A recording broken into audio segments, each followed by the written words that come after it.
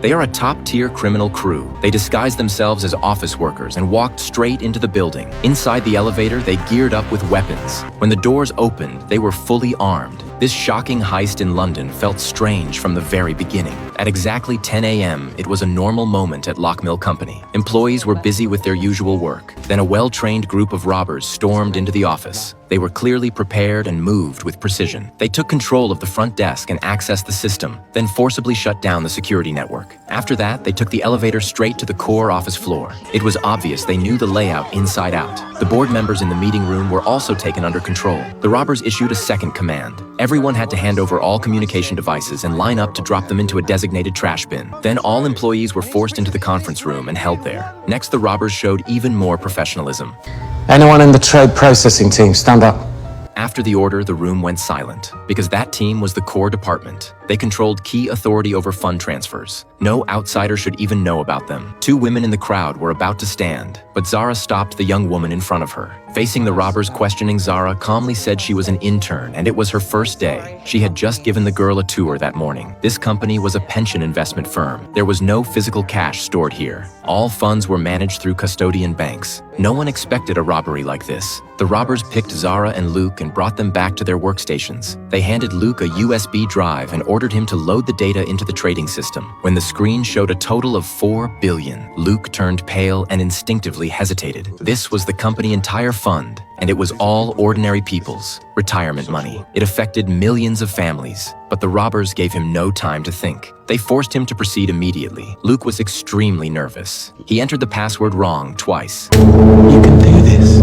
That cold threat left him no choice. He forced himself to calm down. On the third attempt, he successfully loaded the transaction. But this was only the first step of the plan. According to company rules, large transfers required approval from 3 board members. The robbers already knew the process. They picked 3 authorized directors from the meeting room and forced them at gunpoint to sign one by one. The third step required verification from the transaction team. This task fell to Zara under threat. She did not dare make a mistake. She took a deep breath and completed the verification and submitted the transfer request to the custodian bank. Now came the final and most critical step. For such a large transfer, the bank would definitely call to confirm. Luke stared at the ringing phone, his whole body shaking. The fear from earlier came back. He could not control his emotions anymore. At that moment, Zara put the call on speaker. Facing the bank's questions, she claimed it was a new hedge fund decision. The banker sensed something off in her tone and asked why the amount was as high as £4 billion. Zara quickly adjusted and explained that the funds were recommended by senior managers and were fully secure. Plus, there were signatures from 3 directors. This eased the banker's concerns. They said the transfer would be processed soon, but it would take 15 to 30 minutes to complete. The robbers decided to wait until the money arrived before leaving. At that moment, a man in the conference room pulled open the curtains. He signaled for help to people in the building across the street. He thought no one noticed, but the guard robber had already seen everything. This woman suddenly found £5 million in her account. She was overwhelmed with fear and panic because she knew if the money was exposed, she could end up in prison. This $5 million was hush money from a $4 billion heist. The shocking robbery happened at Zara's company. It went viral across the country the same day. The police were under massive pressure. Detective Kovac led the major crimes unit on the case. The robbers were extremely well prepared. They wore realistic masks the entire time, making identification impossible. To speed things up, a financial expert named Yoshida was brought in. Yoshida pointed out how precise the operation was. They knew the company workflow and meeting schedule perfectly. Even the board meetings were not a surprise to them. There was no way outsiders pulled this off alone. There had to be an insider. Yoshida's guess was right.